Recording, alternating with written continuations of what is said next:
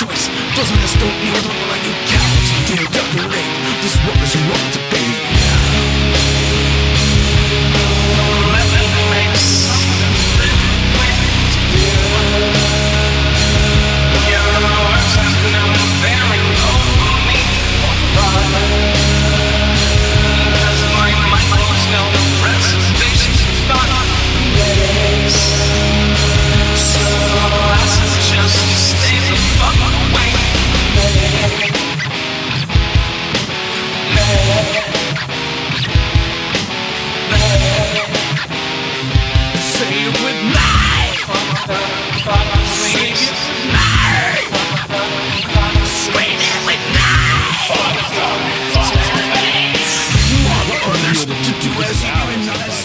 Dave along with Jess. Dave, hi. Cuz.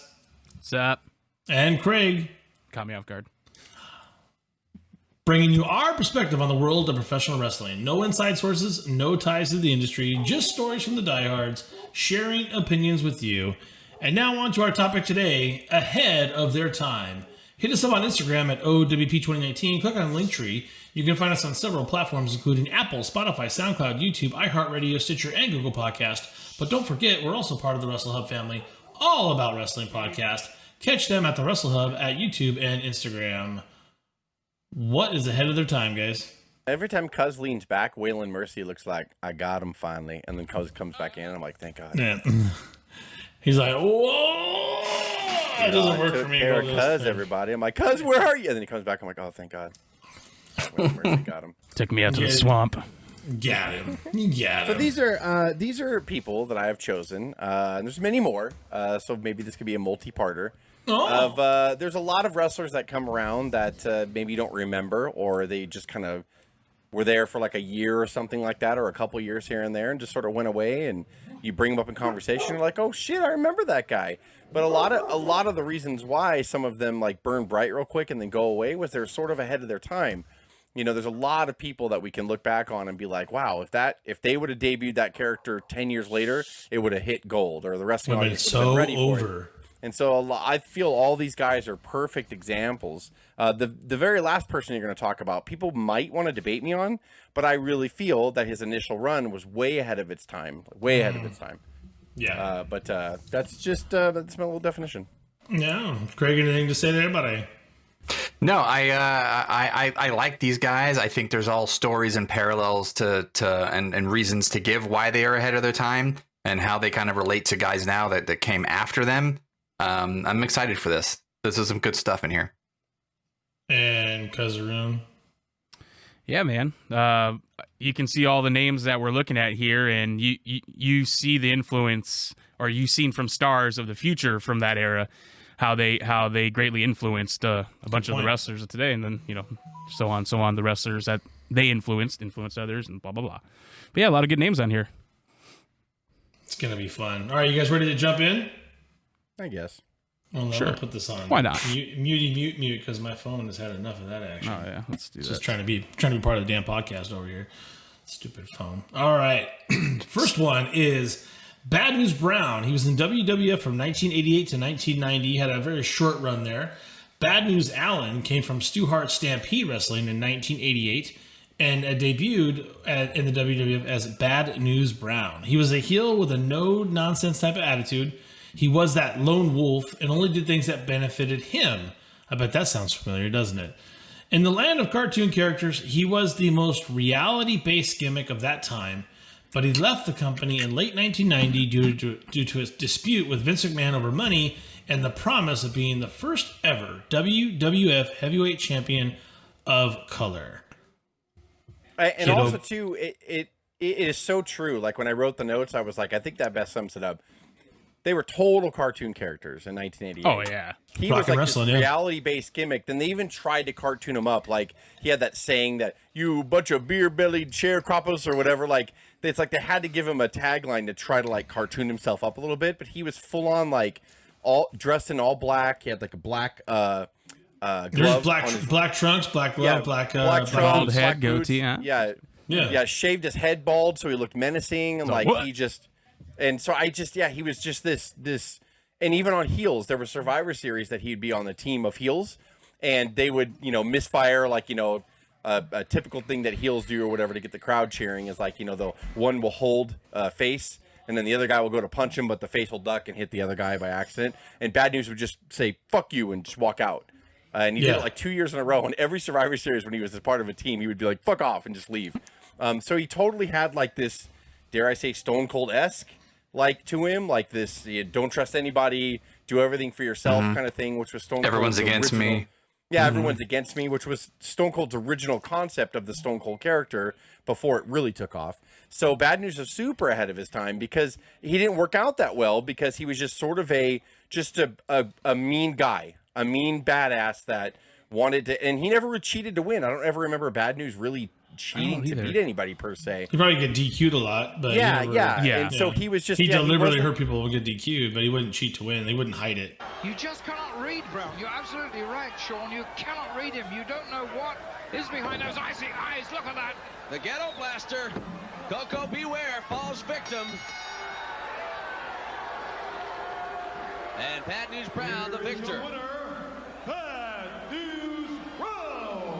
And that makes it. Yeah, he wasn't like a honky or even like a Rude. Rude could fight well, but Rude would cheat to win. Rude would be the chicken shit heel when he had to be. Bad News was very straightforward, like just kind of a badass.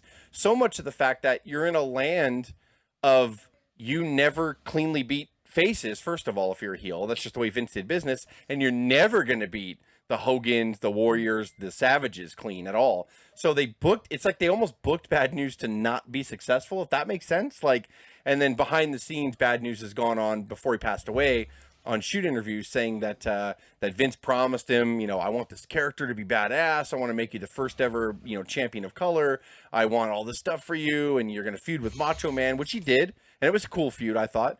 And it just nothing ever materialized after that. So I think there was an interesting choice. I really believe it's because Bad News was probably about, I would say almost 10 years, maybe 8 years before his time. I think if he would have came along 10 years later, or a character like him, it might actually rejuvenate the entire company in wrestling. I don't know. I'm just throwing it out there. It's probably crazy. But, I think there's all of that. There's all of that. Plus, I don't know why I remember it so much, but everybody did the the kick in the back of the head, which he called the Ghetto Blaster. Ghetto Blaster, yeah. I thought it was the best Ghetto Blaster out there. I he did a very good job he was good. whacking someone right on the back of the head, basically taking your whole body up sideways and whacking someone with your leg on the back of their neck, and then you just cover them. They're knocked out. It's over. That was the coolest move, I thought. I like to call it the Starman because you first saw it in Nintendo Pro Wrestling, and so Starman always did it. So it was Starman's. Starman. And Starman also did the Brainbuster in the original Nintendo Pro Wrestling. I forgot about that. I love that game. But he was his bio on the I stand network. corrected. Starman was ahead of his time. Shit. Yeah, Starman influenced Bad News Brown. Damn it. Starman. Damn, thank you, Starman. And you could tell, like, Bad News, he didn't, he like you were saying, if he came 8 to 10 years later, obviously, we know who did.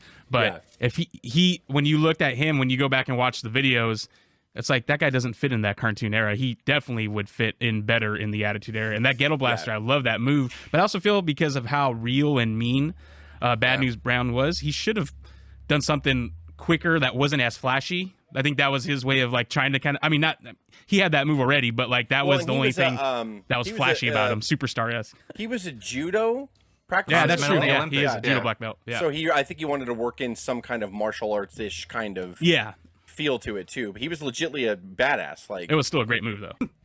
Next up, Waylon Mercy in WWF in 1995. Dan Spivey played the role. He was set up as a world-traveled wrestler who had already competed in the WWF, NWA, and All Japan promotions. But this character was based off Robert De Niro's role in Cape Fear. Dan Spivey wanted to make Waylon Mercy a soulless, cold criminal who believed society was corrupt and wrong for judging and punishing him. That sounds like a lot of people right now. His vignettes were fantastic and creepy, which really sold the character and made audiences very uncomfortable. These vignettes are fire, I'm sure. Be out here with their children, with their fried chicken and potato salads and some hot dogs, surely some hamburgers to go along with all that stuff. Fire. I'm sure we'll play. I was it going to somewhere. say that too. Like everybody talks about Very Ramon's creepy. vignettes, which were so memorable, but I think Waylon Mercy's were on par, if not better. Like those were. Oh yeah. Those were cool as shit, his vignettes to debut. Like, I loved them. Like, unfortunately, because we're going to, talk about him, he had a lot of injuries coming back, and he really wanted a payday, and he wanted something to happen for him here in 95. But he had, Dan Spivey had a lot of hip and knee problems, really bad, and he also abused substances as well, unfortunately. So he was pretty much at the tail end of his career at this point and couldn't hang, and that's why he lasted less than a year as Waylon Mercy. But the character was so strong. I think if he wasn't physically broke down, if he could perform, he might have lasted for years, because this is Bray Wyatt. Like, this was easily, I mean, obviously that's the obvious thing. I'm sure you guys were thinking it too. But, I mean, and actually, I want to say I read somewhere where... You're correct. they were in the Performance Center, right? And Dan Spivey, actually, he did work in there, and he was talking with, I can't remember his real name right now, Bray Wyatt's. Why am I... Rotunda. Yeah. I can't think of his first name ridiculous, either. Yeah, because I want to remember it. That's why I don't It's know all it. Isaiah Rotunda. It's all Phil. I'm all, that's not... Phil, okay. Kyle Rotunda. Yeah, Jacob Rotunda.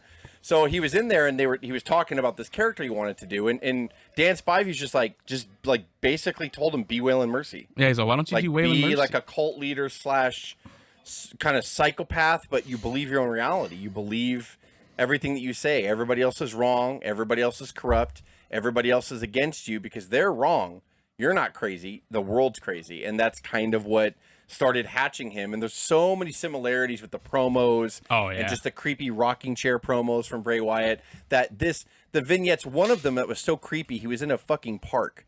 And he was sitting on a picnic bench, and there was kids playing behind him, and he was a fucking creeper just sitting and watching them.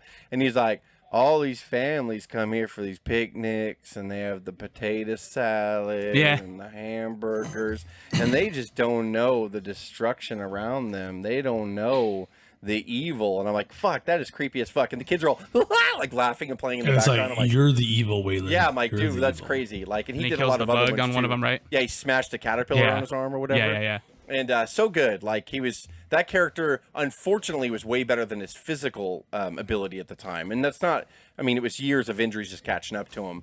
But that's why he didn't make it. I can only imagine, like, what Vince would have done with him. Because I really believe they wanted to push him and make him this fucking crazy heel. They could have done so much stuff with it. But alas. Could have worked with Taker, Yeah. That's why he's only on the list. He was only on one pay-per-view, and he fought. You can tell why it didn't work. Like, you'd seen him destroy prelims for weeks, and then he wrestled Savio Vega like In Your House 3, and it wasn't good. And McMahon was commentating on the time, and it was the opener. Oh, and fuck! So it's like, what the hell is this? That's a lot of... Two teams didn't get off That's track. a lot of strikes. And I want to say, like, I remember, didn't he have he had a shitty finisher? Wasn't it just a sleeper? Or something like that. Oh, was really it? Not good. Yeah, it was like a sleeper. It was not good. And I just feel like maybe it was a part of both. Maybe he really wanted to push the edginess of it, but Vince is like, no, just kind of, you're a cartoon guy. Like, I don't know. Maybe I'm totally wrong. I really... Who knows? I mean... I think it's probably his injuries, but... I think a lot of these, especially these first couple here, it really leads you into the understanding that vignettes were so crucial and they're sorely missed. You could make an average person into a Stone Cold Killer based on vignettes. I mean, look what it did for, I know we go back to this, but you can talk about, Bad News probably wasn't the best vignette guy, but Stone Cold certainly wasn't until he started getting really good at vignettes, and it probably made his career. I mean, vignettes are so important, and we just don't exist anymore. But what you could pick up on with Bad News, that it was his anger, and his anger, probably the system and everything else, and that was completely authentic from day one. So when he said Jack Tunney's trying to screw me and everyone's against me, and he had no friends and walked out on everybody, like that was Mr. Brown talking, or like judo bronze medal champ, like non-current. I guess all I'm saying is I miss vignettes. I really do. Yeah. I mean, the Dan Spivey worm one, when a caterpillar's crawling up in his arm, and I don't know whether he produced it on the spot, but he's like, I don't like worms touching me, and when wrestlers touch me, I don't want wrestlers to touch me. When wrestlers touch me, what's going to happen to them? They're going to get smushed. Yeah, there and you then go. He hits his palm and but make sure that it gets squished on it. And I was like, oh man, how many caterpillars did they kill for that promo? Yeah. But it was very funny. This could have been and perfect. You felt this. You felt the weirdness and the creepiness to it, just like Jess's park one. Next up, superstar Billy Graham was big in the WWF in the late 70s. Billy Graham was a muscular, tan, and impressive-looking athlete. As a heel, he would talk about how superior he was to all other men and was in better shape than any other athlete in the world. I could think of about 3 or 4 wrestlers that took on that same gimmick. Actually interviewing superstar Billy Graham. Tell me the truth. Are you not mesmerized? Are chills not going up and down your skinny little spine? Are your boots not shaking? Actually standing this close to the body. By the way, don't touch me. Don't ever touch my arm. Don't ever touch my body. To the point, he was loved. He copied the quick wit and interviewing skills of Muhammad Ali, but some would say Ali actually copied him. So many wrestlers copied superstars' look and cadence. Jesse Ventura comes to mind, Dusty Rhodes, Hulk Hogan. I could also even say Rick Rude is an example of the physique and saying, let me show you what a real man looks like, those kind of things. And even as a heel, fans would cheer him. This is where you're naturally. This is probably one of the first versions of naturally getting over without the actual proper push, because people just loved it without being a babyface. Yeah. He loved Ali, Muhammad Ali. He copied a lot of Ali's little quick lines about, too sweet to be sour, and Rhodes was the same way, but but they all copied Superstar. He was so ahead of his time. I mean, it's hard to describe without watching him. When he would interview, the way he would clasp his hands together and show off his muscles. Yeah. The way he arched his back. Hulk Hogan promos the exact same way. Oh, yeah. Hogan arches his back the exact same way, clasps his hands, pulls it in. That is so Superstar. And when I first started learning about Superstar, I was like, God, he reminds me of Hulk Hogan. And then I had to shake my head going well, Superstar came years before Hulk Hogan even defined that character. And I was like, Jesus Christ, Hogan just blatantly ripped him off. His movements, the way he stood, his cadence. Ventura took, the boas. Every now and then Superstar would wear boas. It wasn't all the time, but sometimes he did. So Ventura took that, the mustache, the blonde hair. Ventura completely copied him too, with the tie-dye tights Ventura copied. And there were so many people that were influenced by just the look of Superstar. And Superstar was so good on the mic. It wasn't the best pro wrestler, but you don't have to be. Hogan showed us that. And every time I watch Superstar, especially when he shaved his head and came back bald, he was so bloated and big. His interviews, you can put them side by side. And I was like, Jesus, that is Hulk Hogan. That is Hulk Hogan copied his stance, everything, the angle that he turned and faced the camera, the way he talked. It was Hulk Hogan just literally copied him. And it's crazy to watch. Back then, Vince Sr. was so hell-bent on not turning him face, because I guess that's the reason why Superstar left after a while. He was champion for 10 or 11 months, which is a long time for a heel back then, because WWF had always been known as a face company. And when he lost to Backlund, he was like, cool, you could turn me face now. And Senior's like, no, you're a heel. You're never going to be face. That's what I was saying. There was never the natural, organic turning face where the fans could do it for you. Then in those days, it was decided whether you're going to be turned or whether you're going to debut as a baby face or whatever. That happens a lot now. People naturally get over and they allow it to happen, but that would never happen then. Again, the tribute to ahead of his time. He was getting over naturally, and they didn't like it. Yeah, and Senior was very firm with him. No, you're a heel. That's it. Heels talk about themselves in an arrogant way. Heels say they're the best looking person, not, but it's look at The Rock. The Rock is a fucking heel, but when he was face, oh my God, he's the most popular guy in the fucking room. The Rock says. Oh, The Rock says. People like confidence, and all you got to do is tweak it. It really just is who you're feuding with. You could be the same character, but if you just say, and, I do this for the fans once, then people are like, oh, he's a face. And that's all Superstar wanted. And so he left actually and went to the NWA and came back and was never the same and stuff. But he left that first time after because he was like, well, you don't want to turn me face? I'm leaving. I don't even know if he went to the NWA. He was a face there, actually. Yeah. When he went to NWA, he was the face there. And it was Vince Sr. kind of blew it in a weird way. He just didn't see it. He wanted the Bruno Sammartinos and the Bob Backlund's is a champion. It's hard to imagine that now. Those guys are the faces. I would never have cheered for them. Like I don't know why it's right. They would get booed now, but back then they didn't. And it's like, I get what. I understand what Senior was thinking at the time, but it's like you look back, you're like, Jesus Christ, this guy's right in your lap. Like, he's a box office draw. Like, everything about him, he looked fantastic. He was way ahead of his time. I mean, he influenced people that Could you argue that Superstar set the pipeline for Hulk Hogan, because obviously Vince Senior screwed it up, brother, and they, and then Vince Jr. gets a guy like Hulk and realizes, like, I'm going to try it this way.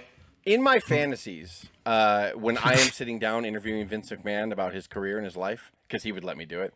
You would ask that question? I don't want, because, and that is one of the questions I want to ask him, because a lot of other people ask just silly, obvious questions, like, but I think, like, I want to know what's your greatest achievement, Vince? Get the fuck out. Not even that, just like, so what really happened with Hogan and Bret at Mania 9, like, stupid shit, God. Which I might ask that. I might ask that too, I'm gonna be dead honest. But I want to know, like, what did you see? You obviously were so passionate about buying the company from your father. What did you see that he was doing wrong? Not that Senior was a failure, because he was hugely successful, obviously. But I mean, like, what did you see that you knew you wanted to change? What did you feel? Was it Superstar? Was there something about Superstar that you would have been like, turn that motherfucker face? I guarantee you, Junior would be like, yes.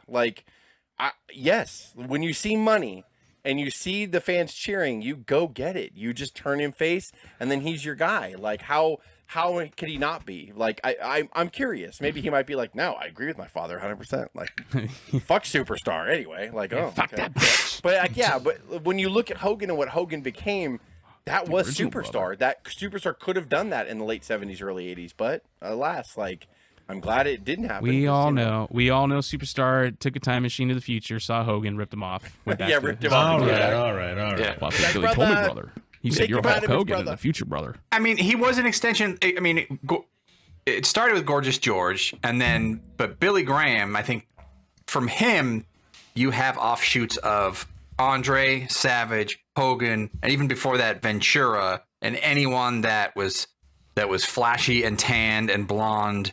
He just influenced so much, and he also took the hit and experimented with steroids and learned probably how much you should or should not take for many other people to come after him. Yes, and then he also skipped every single leg day. If you watch shots of Billy Graham, no legs from waist up, he's absolutely jacked, and he leg day was not super. And that's a good point that you say, but like, from the Gorgeous Georges and stuff like that, and the Playboy Buddy Roses, they were arrogant, but they had normal bodies. Like, he was the first or even pudgy ones, Like, he was fucking huge, and he was just like, I'm better than you. And fans would get mad at him, not because, like, I'm in better shape than you, how dare you, you know what I mean? Like, he was right. Playboy Buddy Rose or whatever, and I have a better body than you. This to your point spawns the Hogan. People would get mad because he was in good shape, and they were like, you make fun of me because that's what I'm saying. It spawns the Hogan. He's using steroids. It spawns the it spawns the Jesse Venturas. It definitely spawns the Rick Rudes. It probably even spawns a Val Venus. It does. You can think about all these guys that, hello ladies. It all spawns from Superstar, because they were buff, they were chiseled, and they knew it, and they weren't afraid to brag about it. And that's really Superstar's whole. He was so commanding on the mic, like, it was ridiculous. Like, you would just amazing, like, just the way he would talk about people. We would always make fun of him, Craig and I, when he was commentating in like '88 and he was managing the Rock Down Morocco. Like, we would just be like, oh brother, like, it was like, you listened to him, it didn't matter. Like, when he interviewed, he was like, let me lay it down for you, and like, he was just so like, fuck. And like, even as a heel, he was like, you can't stand this, look at this, and he would flex his bicep and kiss it, and he would just be like, you can't touch this, you can't, that I'm too sweet to be sour, I'm the man of the hour. Like, and you're like, fuck, that's so good. Yeah, he was just huge, and you're like, fuck, like, I gotta listen to him, I gotta, like. And it was good that he got to be his face. Like, when you said that earlier, Jesse wanted to be face, when he was kind of commentator during that time, and he was manager, like, he was always kind of face at that point. So it's like, I'm glad that he got that moment of being a face commentator. I kind of sound like an asshole about this, but I think he wanted to be a face in WWF because that's where the money was. I agree. The faces were on top. Yeah. I think he was trying to think like, once he got the title taken and Backlund was champion, he wanted to be like, turn me face because I know you'll put it on me eventually. You'll put me, and I'll be on top. Yeah, I'll be on top. I won't just be like your heel champion, which back then he was champion, like I said, for 10 or 11 months, which was a record for a heel because nobody. But he wanted that 2-3 year stint as a face on top. Wanted to go. He would have gotten some big money. That's where he was thinking. At least that's what I think. I mean, well, then you would bring in the bigger guys, right? You would bring in the bigger giants to face him, and I think he was very interested in that. But I'm telling you, it was Hogan before its time. I know, like when I say 70s and stuff, like a lot of people don't even know who he is anymore. I mean, like. Think we're research. Oh, sorry. But I mean, look at him. Really, like, there's so many things. Even though it's old footage, and you go back and you look at footage from the late '70s and stuff. But I mean, he just like. There's so many things about him. I'm like, man, like he was better than guys today right now. Yeah, he was. Yeah, and you know what? Was like absolutely. I was just looking up as Jess, you're talking right now. It's like Superstar Billy Graham, like rest in peace. Yeah, because he's been so many kind of like critical, like needing surgeries, liver, steroid damage ever since we've known him since the '90s. He's kicking. He's 77 years old, born in 43. He had a liver transplant in 02? No, when he had a liver transplant. Oh, fuck. I don't remember what year. It was a while ago. I think he did a GoFundMe to pay for it or something. Yeah. No, that was his hip, I want to say. You're right. Yeah, his hip. He had a liver transplant, I want to say in 02, but I could be wrong.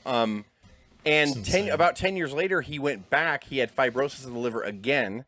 Because of probably all the steroids he did. The body his body's fucking.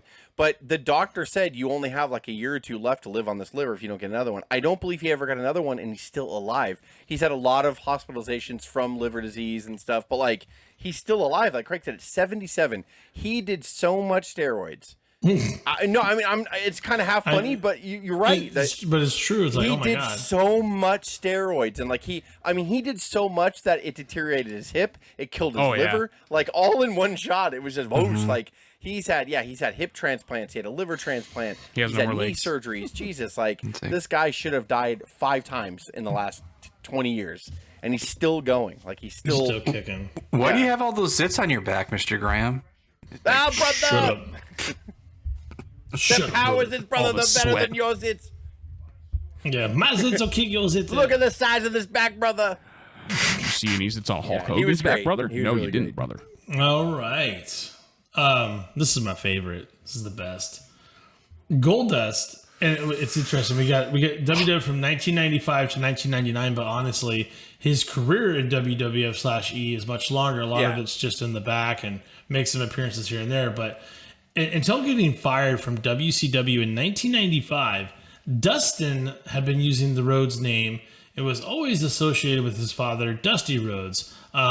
Quite a big shadow to be standing in more ways than one. Dustin Rhodes also helped develop his character to distance himself as far away from the Rhodes legacy as possible. This character was designed to elicit emotions from the fans by displaying homoerotic behavior, which is totally taboo by 1995 standards. Hell yeah. He often displayed ambiguous sexual behavior when he did this. But here's the thing. I'm sure we're gonna put some video in here, and it's absolutely fantastic. And his lady at the time, I'll turn this just a bit. Marlena was a fantastic addition to that character work. His real life wife. The real life wife at the time.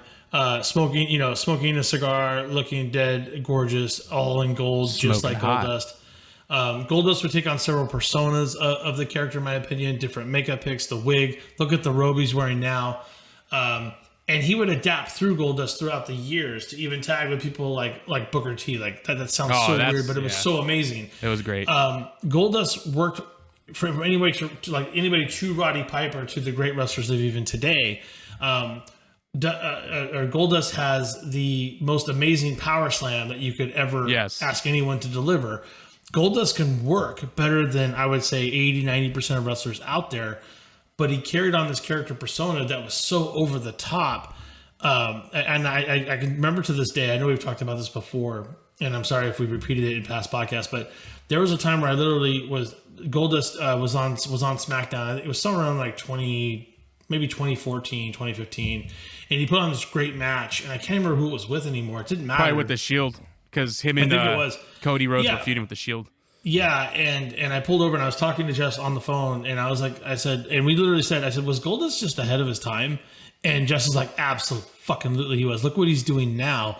The problem now is that he was close. I think he was cutting 40 almost at the time when he's wrestling these guys. He's even better now, though. He's better now than he was then. And the odd thing was... Yeah, he was incredible. I had to pull over and talk about it. I was so excited about Goldust in 2014, and we're talking about him in 1995 when he debuted this character. Yeah. I must ensure the legend. I must live up to the name.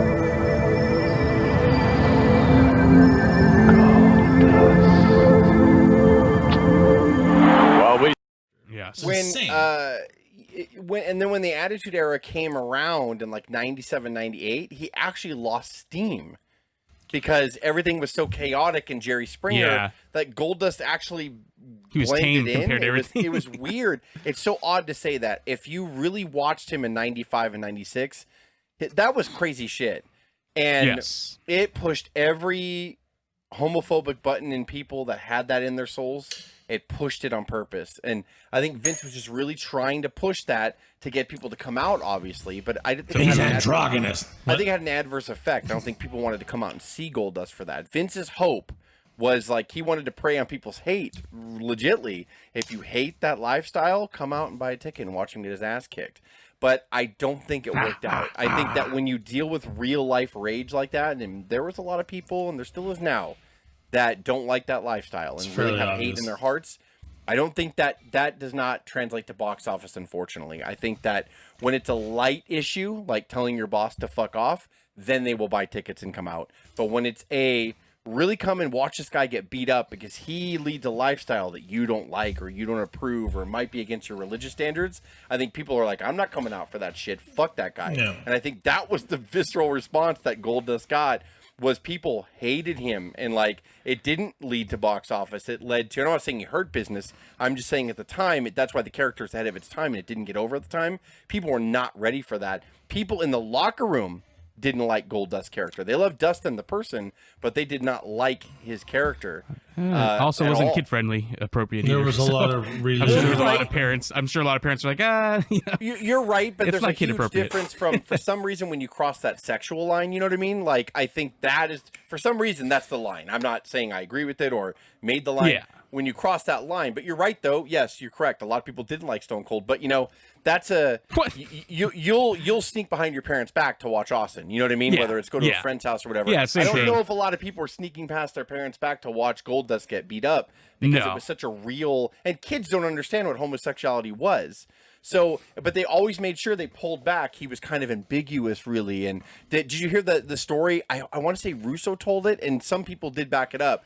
They considered, and it wasn't actually going to happen, but in a boardroom, in a meeting, they considered letting Marlena wear a prosthetic penis so you could see a bulge. So that way it further played into, is he gay? Is he not gay? That would have been funny. It never came, they didn't have it manufactured or anything like that. Well, he was going to get breasts too, right? Yes, that's it. Dustin was, he made a half actually joke, offered. But he was serious. He's like, I'll get breast implants if you want. Like, and there's a story too about Ahmed, right? Oh, no. Remember when him and Ahmed were feuding? And I think it was something where like Ahmed told him in the back, like, don't you kiss me for real or something like that. He stuck his tongue down his throat, didn't he? Yeah, and then he got pissed. So there was a, there was a scene where something happened in the match with each other. I think it was right before, because Ahmed was like he was giving him mouth to Good mouth. on Dustin. Fuck him. Yeah, Ahmed ended up beating Dustin for the IC title, or for Goldust.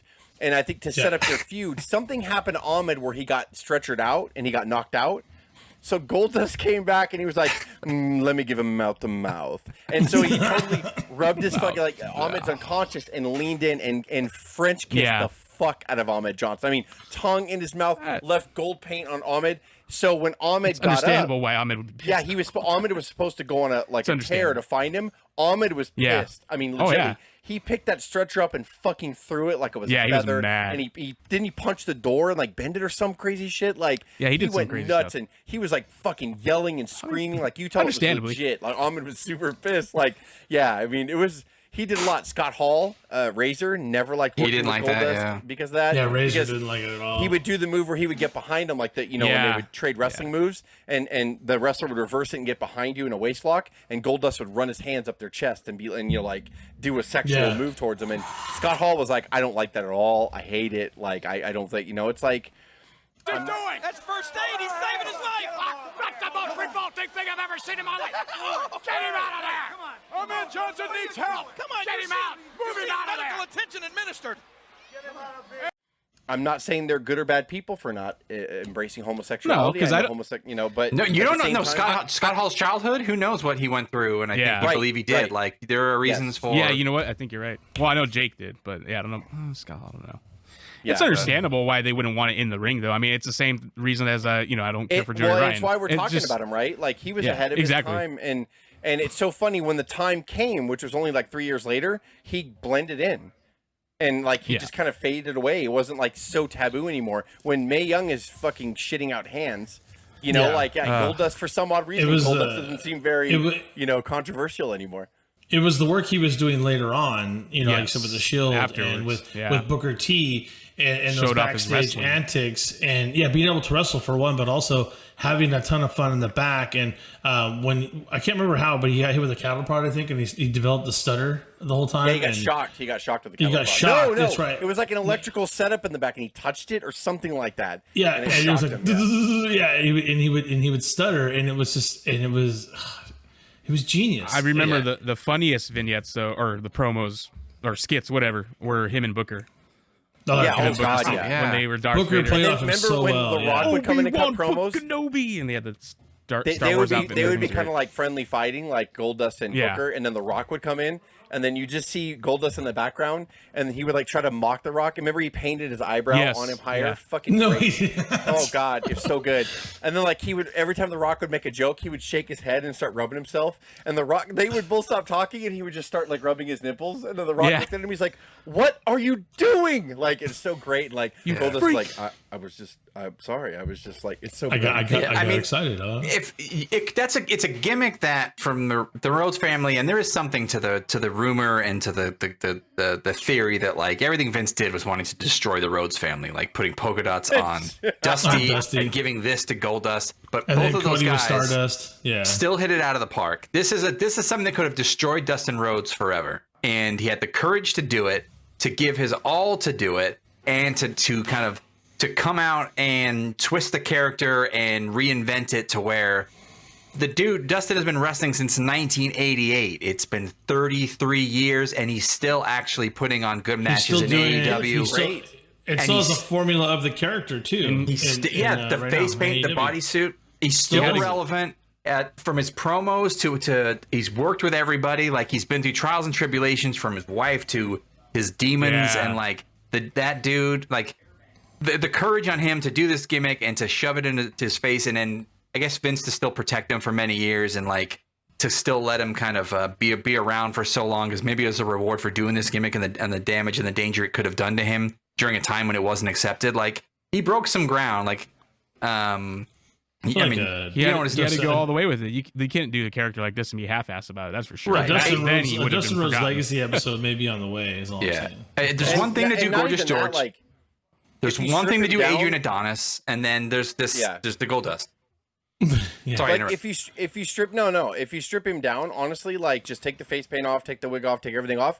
Dustin Rhodes, even early when I first saw him, like when he went to WCW and made his name there, is a extremely talented professional wrestler. Yeah, boy can work. And he is. No I question. mean, really, like I can't. That phrase to me like holds a lot of weight. Still, he's really good at what he does, He could have easily flopped in the shadow of Rhodes. How many sons and daughters of people have we seen that are not good at all? And you got Rhodes. Dustin is like in that short list of people that I'm like, shit. Like you can argue the boys. You can argue the boys did it better, and that's tough saying because Dusty Rhodes is an icon. Phenomenal. His charisma is so huge, but Dustin like was tall and a good-looking kid, and like he could move in there and he could fly around and he was so athletic, and he even was his Goldust. Like, even when I watched him, I loved him in WCW. I loved Dustin Rhodes, the Natural. Like, I thought he was great. I thought he came out of his father's shadow there, but when he went to WWF and I watched him as Goldust, I loved everything he did as Goldust in 95, 96 because it was different, but I was like, oh, he's a good wrestler too. I love good wrestlers. I always have. Did he fall out with his dad because of the Goldust character? Why did he fall out with his dad for a while? I don't know. I don't know that to be true. I think that there's is the more to rumor. it. That is the rumor. Yeah, true, though. There's probably always more to it. Because I don't think my Dusty would kind of care. I mean, shit he's been through. He wore polka dots. I mean, come on. Did he really care? Right. The gimmicks he's made people do. Yeah. He get to go to WWF, which is like really the number one promotion at the time. Like, I don't think Dusty was like disappointed. Dad, you invented a battle royal in a steel cage where you had to get out. The Stampede. Shut up, Dad. I'm gonna go be Goldust. Shut up. Oh yeah. But yeah, I mean, so he's the crown jewel to me of this episode because he really was ahead of his time. That I vacuum, love Goldust, man. You know, that vacuum, and then they turned him face in like 97 and tried to make him sympathetic, which I do appreciate. They really did try to do it, and I think that almost like derailed him in a sense because, you know, they tried to make like more. They talked about their daughter and that he was, you know, they were married actually, and I was like, well, like the character, I didn't want to know too much. The beautiful thing about Goldust was you didn't know, even though he would do stuff.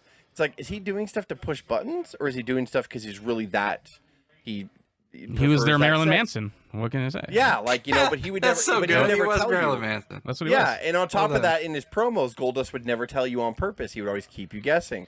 Like, I just like what I like, and I do this and that. Well, are you this? I'm not anything. I'm Goldust. Like, and it was just kind of like, oh, like it was such a cool character. I think when they tried to humanize him under the gold paint, that's where they kind of lost him. And then they went. Yeah, remember he came? Didn't he wear a gag ball in like '98 when he was with Luna? Did. Like, he came down wearing like a G-string, like a gag ball and shit like that. Like, it was just weird. Like, it was just really weird. It just didn't work out after that. But those two prime years, 95, 96, he was something special. He was just a different. I think he got better in the 2010 era. Yeah, when he came to the Shield, wrestlers ever. Yeah, like, you know. And still brought it home after 2010. And they stole the show at WrestleMania 12. Him and Piper, the backlot brawl was like that was awesome. That's still really a fun. vivid image in my head. Going to your house and watching that. Yeah, Piper was like, when Piper would mount him on that gold Cadillac and start punching him, it was like knuckles to the forehead, and like you saw Dustin's face. You saw bleed. like, Jesus Christ, like you get bumpy. Hey, Dustin was honored to do it. You know, and he was a big boy. Dustin's like what, 6'5", 6'6"? Like, oh my gosh, big guy. The bunkhouse match in the truck when he got fired because he realized how stupid it was, and he had to blade in the truck to make it kind of somewhat interesting with the no blood rule. Yes, I know we're going completely off topic, but like this is becoming a legacy. But yeah, but I mean, that's Goldust in a nutshell. I mean, he changed everything. So. Hit us up on Instagram at O.W.P 2019. Click on Linktree. You can find us on several platforms, including Apple, Spotify, SoundCloud, YouTube, iHeartRadio, Stitcher, and Google Podcast. And don't forget, we are also part of the Wrestle Hub family, all about wrestling podcast. Catch them at the Wrestle Hub on YouTube and Instagram. This is Dave, Jess, Cuz, and Craig with the O.W.P. Have a good one. Choice doesn't just don't need like you count. This world is wrong to baby.